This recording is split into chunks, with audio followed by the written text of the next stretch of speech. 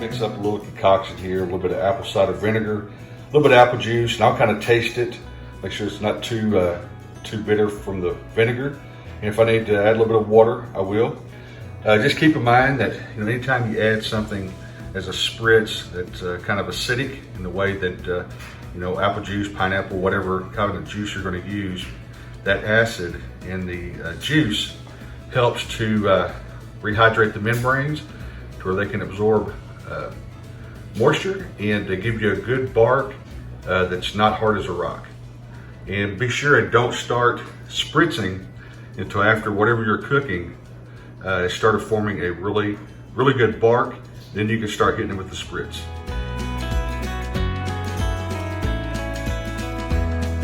Check these out.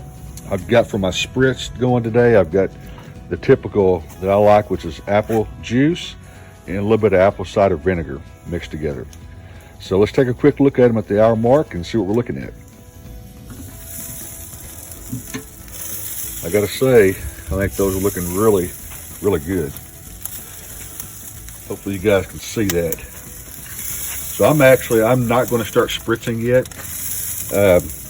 I like for it to start developing the bark before I start spritzing. So if you start spritzing too early, you hinder your barbecue from being able to form a bark. So let it go and start drying out that bark area before you start hitting it with your spritz.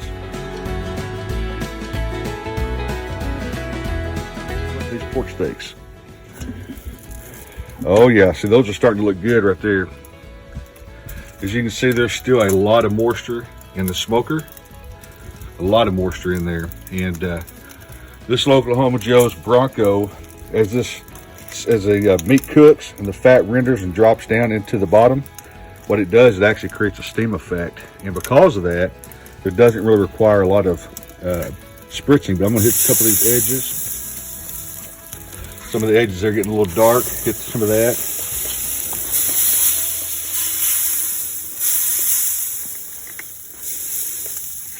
And that's about it. So we're gonna let this go for another hour and we'll be back to check on them.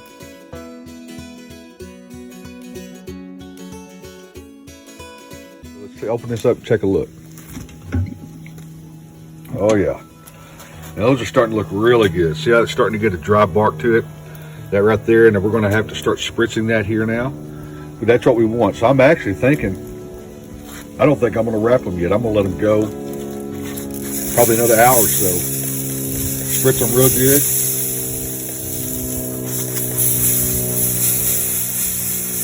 Get that bark kind of spritzed up. And I'm gonna let them go for at least another hour unwrapped. And when it's all said and done, like I said, maybe back to my original plan. The thing about doing these is you got to be patient with it. You have to allow them to form the bark and just take time. So I'm going to shut it back down. Have to be a little bit patient with it and just let it go. So we're going to let it go for it.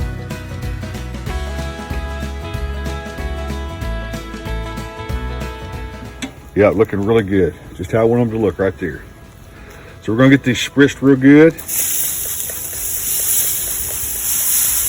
This formed a really good bark. And that's what you want. You want it to have a good bark like that. And that's where you get all that flavor. So we're going to spritz them again real good here. And that bark will just kind of absorb that juice. It just turns into salty flavored goodness, if you will.